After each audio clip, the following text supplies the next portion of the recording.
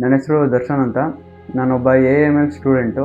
ದರ್ಶನ್ ಅವರೇ, ಕಾಲೇಜ್ ಸಿಗ್ತಾ ಎಂದರೇನು? ಕಾಲೇಜ್ ಸಿಗ್ತಾ ಅಂತಂದರೆ ಒಂದು ಪ್ಲ್ಯಾಟ್ಫಾರ್ಮು. ಯಾರು KCETನಲ್ಲಿ ಕೌನ್ಸಿಲಿಂಗ್ ಫಾರ್ಮ್ನ ಫಿಲ್ ಮಾಡೋದಕ್ಕೆ ತುಂಬಾ ಹೆದರುತ್ತಿರ್ತಾರೆ, ತುಂಬಾ ಭಯ ಇರುತ್ತೆ ಅಂಥವ್ರಿಗೆ ಒಂದು ರಿಸರ್ಚ್ ಮಾಡೋದಕ್ಕೆ ತುಂಬ ಈಸಿ ವೇನಲ್ಲಿ ನನ್ನ ವೆಬ್ಸೈಟ್ ರೆಡಿ ಆಗಿದೆ. ಅಂತಂದರೆ ನೀವು ಒಂದು ಮ್ಯಾನ್ಯುವಲಿ ರಿಸರ್ಚ್ ಮಾಡ್ಬೇಕಂತ ಹೋದರೆ ನೀವು ಸಾಕಷ್ಟು PDF ಹುಡುಕ್ಬೇಕಾಗಿರುತ್ತೆ.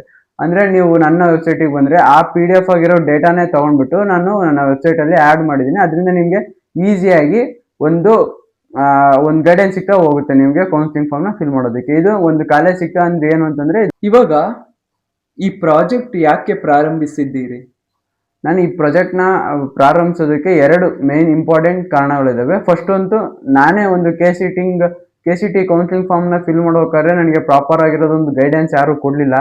ನಾನು ಮತ್ತೆ ರಿಸರ್ಚ್ ಮಾಡೋಕ್ಕೂ ಹೋಗಲಿಲ್ಲ. ಸುಮ್ಮನೆ ಏನೋ ಒಂದು ಯಾವ್ದಾವ್ದು ಕಾಲೇಜ್ ಸಿಗುತ್ತೆ ಎಲ್ಲ ಕಾಲೇಜ್ಗಳಿಗೆ ಹಾಕ್ಯಂತ ಹೋದೆ. ನನಗೊಂದು ಕರೆಕ್ಟಾಗಿರೋ ಕಾಲೇಜ್ ಸಿಗಲಿಲ್ಲ. ಅದಾದ್ಮೇಲೆ ನಾನು ಮ್ಯಾನೇಜ್ಮೆಂಟ್ ಕೋಟಾ ಮೇಲ್ಗಡೆನೇ ಇಂಜಿನಿಯರಿಂಗ್ ಕಾಲೇಜ್ನ ಸೇರ್ಬೇಕಾಗುವಂತು. ಸೆಕೆಂಡ್ನೇ ರೀಸನ್ ಬಂದ್ಬಿಟ್ಟು ಭಾಳಷ್ಟು ವೆಬ್ಸೈಟ್ಗಳನ್ನ ನಾನು ನೋಡ್ತಿದ್ದೆ. ಅವರೆಲ್ಲ ಯಾವ ಥರ ಅಂತಂದರೆ ಬರೀ ಒಂದು ಪ್ರಿಡಿಕ್ಷನ್ ಒಂದಿಷ್ಟು ಕಾಲೇಜ್ಗಳನ್ನ ಪ್ರಿಡಿಕ್ಟ್ ಮಾಡೋರು. ಬಟ್ ಆದರೆ ನನಗೆ ಅದರಿಂದ ಒಂದು ಅನ್ಸಿದ್ದೇನಪ್ಪ ಅಂತಂದರೆ, ರೌಂಡ್ ವೈಸ್ ಡೇಟಾನ ತೋರಿಸ್ತಾ ಹೋದರೆ ಸ್ಟೂಡೆಂಟ್ಗಳಿಗೆ ಇನ್ನೂ ಅರ್ಥ ಆಗುತ್ತೆ, ಇನ್ನೂ ಈಸಿಯಾಗಿ ಅವ್ರು ಕೌನ್ಸಿಲಿಂಗ್ ಫಾರ್ಮ್ನ ಫಿಲ್ ಮಾಡ್ಬೋದು ಅನ್ನೋ ಒಂದು ಮೋಟಿವೇಶನ್ ಮೇಲ್ಗಡೆ ತಗೊಂಡ್ಬಿಟ್ಟು ನಾನು ಇದೊಂದು ವೆಬ್ಸೈಟ್ನ ರೆಡಿ ಮಾಡಿದ್ದೀನಿ. ಈ ಪ್ಲಾಟ್ಫಾರ್ಮ್ ಯಾರಿಗೆ ಸಹಾಯ ಮಾಡುತ್ತದೆ? ಮುಂಚೆಗಳೇ ಹೇಳ್ದಂಗೆ ನಾನು ಯಾರು KCETನಲ್ಲಿ ಕೌನ್ಸಿಲಿಂಗ್ ಫಾರ್ಮ್ ಯಾರು ಫಿಲ್ ಮಾಡ್ತಿರ್ತಾರೆ ಅಂತಂದರೆ, ಇಂಜಿನಿಯರಿಂಗು ಮತ್ತು ನರ್ಸಿಂಗಿಗೆ ಯಾರು ಒಂದು ಕೌನ್ಸಿಲಿಂಗ್ ಫಾರ್ಮ್ನ ಫಿಲ್ ಮಾಡ್ತಿರ್ತಾರಲ್ಲ ಅವ್ರಿಗೆ ತುಂಬಾ ಯೂಸ್ ಆಗುತ್ತೆ. ನೆಕ್ಸ್ಟು ನಾವು ಫ್ಯೂಚರಲ್ಲಿ ಭಾಳಷ್ಟು ಕಾಲೇಜ್ಗಳು ಭಾಳಷ್ಟು ಎಕ್ಸಾಮ್ಗಳಿದ್ದಾವೆ. National level exams, state level exams ಎಲ್ಲ ಲೆವೆಲ್ ಎಕ್ಸಾಮ್ಗಳನ್ನ ನಮ್ಮ ವೆಬ್ಸೈಟಲ್ಲಿ ಆ್ಯಡ್ ಮಾಡ್ಬೇಕಂತ ಒಂದು ಫ್ಯೂಚರ್ ಪ್ಲಾನ್ ಇದೆ. ನಿಮ್ಮ ಕಾಲೇಜ್ ಸಿಗ್ತಾ ಅನ್ನೋ ವೆಬ್ಸೈಟ್ ಯಾವ್ಯಾವ ಥರ ವರ್ಕ್ ಆಗುತ್ತೆ? ಅದರಲ್ಲಿರೋ ಫ್ಯೂಚರ್ಸ್ ಏನು? ಬ್ಯಾಕ್ ಎಂಡ್ ಅಂದರೆ ಫಸ್ಟ್ ಆಪ್ಷನ್ ಬಂದ್ಬಿಟ್ಟು ನಾವು ಕಾಲೇಜ್ ವೈಸ್ ಅಂತ. ಕಾಲೇಜ್ ವೈಸಲ್ಲಿ ಏನಪ್ಪ ಅಂತಂದರೆ, ನೀವೊಂದು ಕಾಲೇಜು ಮತ್ತು ನೀವೊಂದು ಕೋರ್ಸು ಯಾವ್ದು ಇಂಟ್ರೆಸ್ಟ್ ಇದೆ ಮತ್ತು ನೀವು ಯಾವ ಕ್ಯಾಟಗರಿಗೆ ಸೇರ್ತೀರ ಅಂತಂದರೆ, ನನ್ನ ವೆಬ್ಸೈಟ್ ಏನು ಮಾಡುತ್ತೆ ಅಂತಂದರೆ ಅದರೊಳಗಡೆ 2024 ಮತ್ತು 25 ರೌಂಡ್ ವೈಸ್ ಡೇಟಾನ ನಿಮಗೆ ತೋರಿಸ್ತಾ ಹೋಗುತ್ತೆ. ಸೆಕೆಂಡ್ ಒನ್ ಫ್ಯೂಚರ್ ಏನಪ್ಪ ಅಂತಂದರೆ ರ್ಯಾಂಕ್ ವೈಸ್. ನೀವೊಂದು ರ್ಯಾಂಕ್ ಹಾಕಿ ನಿಮ್ದೊಂದು ಕ್ಯಾಟಗರಿನ ಫಿಲ್ ಮಾಡಿದರೆ ನಿಮ್ಗೊಂದು 25 ಕಾಲೇಜಸ್ಗಳ್ದು ರ್ಯಾಂಕ್ಗಳನ್ನ ತೋರಿಸ್ತಾ ಹೋಗುತ್ತೆ. ಮ್ಯಾಕ್ಸಿಮಮ್ ಮತ್ತು ಮಿನಿಮಮ್ ಕಟ್ ಆಫ್ ಆಗಿರೋದನ್ನ ತೋರಿಸ್ತಾ ಹೋಗುತ್ತೆ. ನೆಕ್ಸ್ಟ್ ಒನ್ನು AI ಮ್ಯಾಚಸ್ ಅಲ್ಲಿ ಏನು ಮಾಡುತ್ತೆ ಅಂತಂದರೆ, ನಮ್ಮ ವೆಬ್ಸೈಟು ನಿಮ್ಮ ಒಂದು ರ್ಯಾಂಕು ಮತ್ತು ಕ್ಯಾಟಗರಿನ ತೊಗೊಂಡ್ಬಿಟ್ಟು ನಿಮ್ಗೆ ಯಾವ ಕಾಲೇಜ್ ಸಿಗ್ಬೋದು ಅಂತ ಒಂದು 10 ಕಾಲೇಜ್ಗಳನ್ನ ನಿಮಗೆ ಪ್ರಿಡಿಕ್ಟ್ ಮಾಡುತ್ತೆ. ನೀವು ಯಾವ ತಂತ್ರಜ್ಞಾನಗಳನ್ನು ಬಳಸಿದ್ದೀರಿ ನಿಮ್ಮ ವೆಬ್ಸೈಟ್ ಬಿಲ್ಡ್ ಮಾಡೋಕ್ಕೆ? ಬ್ಯಾಕ್ ಎಂಡಿಗೆ ಪೈಥಾನಲ್ಲಿರೋ ಫ್ಲಾಸ್ಕ್ ಯೂಸ್ ಮಾಡಿದ್ದೀನಿ, ಮತ್ತು ಫ್ರಂಟ್ ಎಂಡಿಗೆ HTML, CSS, ಜಾವಾಸ್ಕ್ರಿಪ್ಟ್ ಯೂಸ್ ಮಾಡಿದ್ದೀನಿ. ಡಿಪ್ಲಾಯ್ಮೆಂಟ್ ಮತ್ತು ಹೋಸ್ಟಿಂಗ್ ಎರಡೂ ಸೇರ್ಬಿಟ್ಟು ರೈಲ್ವೇಸ್ ಯೂಸ್ ಮಾಡಿದ್ದೀನಿ. ಮತ್ತು ನಾನು ಡೊಮೈನ್ ನೇಮ್ ನಾನು ತಗೊಂಡಿರೋದು GoDaddy. ನೀವು ಪ್ರಾಜೆಕ್ಟ್ ಅಲ್ಲಿ AI ಅನ್ನು ಹೇಗೆ ಬಳಸಿದ್ದೀರಿ? ಪ್ರಾಜೆಕ್ಟ್ ನಲ್ಲಿ AI ಯಾವ ತರ ಬಳಸಿದ್ದೀನಿ ಅಂತಂದ್ರೆ, ನಾನು ಮಷಿನ್ ಲರ್ನಿಂಗ್ ಯೂಸ್ ಮಾಡ್ಕೊಂಡ್ಬಿಟ್ಟು ನಂದೊಂದು ಮಾಡೆಲ್ನ ಟ್ರೈನ್ ಮಾಡಿದ್ದೀನಿ. ಅಂತಂದ್ರೆ ಓಲ್ಡ್ ಡೇಟಾನ ತಗೊಂಡ್ಬಿಟ್ಟು ಅದನ್ನ ಮಷಿನ್ ಲರ್ನಿಂಗ್ ಯೂಸ್ ಮಾಡ್ಕೊಂಡ್ಬಿಟ್ಟು ಆ ಡೇಟಾಗೆ ಅದನ್ನ ಟ್ರೈನ್ ಮಾಡಿದ್ದೀನಿ.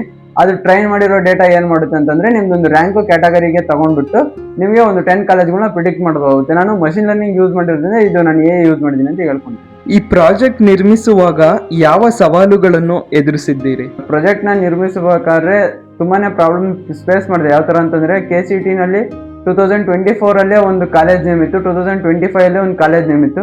ಆ ಕಾಲೇಜ್ ನೇಮ್ನ ನಾನು 2025 ಬೇಸ್ಡ್ ಮೇಲ್ಗಡೆ ಚೇಂಜ್ ಮಾಡೋದು ಅದು ನನಗೆ ತುಂಬಾ ಟೈಮ್ ತಗೊಂಡು. ಅಂತಂದರೆ ನನಗೆ ಎಕ್ಸೆಲ್ ಮೇಲ್ಗಡೆ ಅಷ್ಟೊಂದು ಗ್ರಿಪ್ ಇರಲಿಲ್ಲ.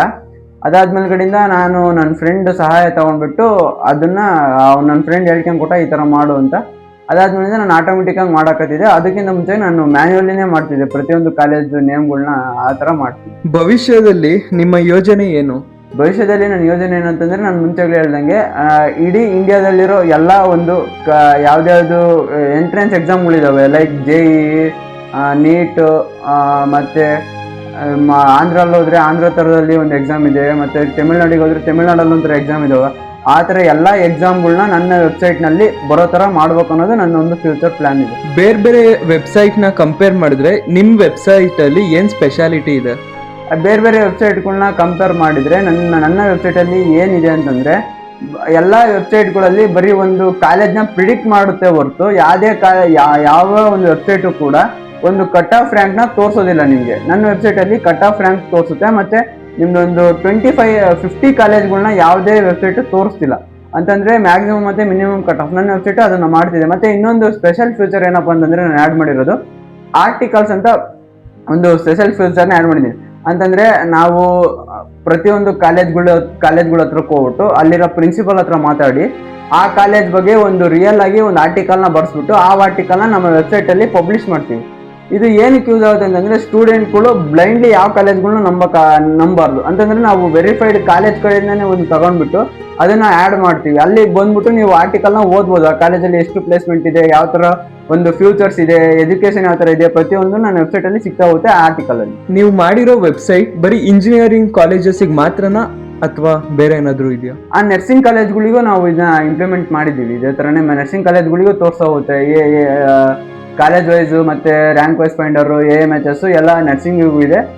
ನಾವು ನೆಕ್ಸ್ಟ್ ಇಯರು ಕರ್ನಾಟಕದಲ್ಲಿ ಯಾವ್ದ್ಯಾವ್ದು KCET ಮೇಲ್ಗಡೆ ಯಾವ್ಯಾವ ಎಕ್ಸಾಮ್ಗಳಿದೆ, ಯಾರ್ಯಾರು ಅಡ್ಮಿಷನ್ ತಗೊಳ್ತಾರೋ D pharma B, veterinary, agriculture, ಅದ್ರ ಮೇಲ್ಗಡೆನೂ ನಾನು ವೆಬ್ಸೈಟಲ್ಲಿ ಆ ಡೇಟಾನ ಆ್ಯಡ್ ಮಾಡ್ಬೇಕು ಅಂತ ನನ್ನ ಫ್ಯೂಚರ್ ಪ್ಲಾನ್ ಇದೆ. ನಂದು 2 ಫ್ಯೂಚರ್ ಪ್ಲಾನ್ಗಳು ಇನ್ನು ಆ್ಯಡ್ ಮಾಡ್ತಾ ಹೋಗ್ತೀನಿ ನಾನು ಮುಂದಿನ ದಿನಗಳಲ್ಲಿ. ಈ ಪ್ರಾಜೆಕ್ಟ್ನಿಂದ ನೀವು ಏನು ಕಲಿತಿದ್ದೀರಿ? ಈ ಪ್ರಾಜೆಕ್ಟ್ನಿಂದ ನಾನು ಕಲಿತಿದ್ದು ಒಂದು ವಿಷಯ ಮೇನ್ ಇಂಪಾರ್ಟೆಂಟ್ ಅಂತಂದರೆ, ಜೀವನದಲ್ಲಿ ಯಾವತ್ತೇ ಆಗಿರಲಿ ಏನೋ ಒಂದು ಕಷ್ಟ ಬಂದ ಕೂಡಲೇ ಸುಮ್ಮನೆ ಆಗೋದಲ್ಲ, ಆ ವೆಬ್ಸೈಟ್ ಆಗಲ್ಲ ಅಂತ. ಅದನ್ನ ಎದುರಿಸಿದ್ರೆ ಮಾತ್ರ ಏನೋ ಒಂದು ಸಾಧನೆ ಮಾಡಕ್ಕೆ ಸಾಧ್ಯ ಅನ್ನೋದು ನಾನು ಕಲ್ತ್ಕೊಂಡೆ.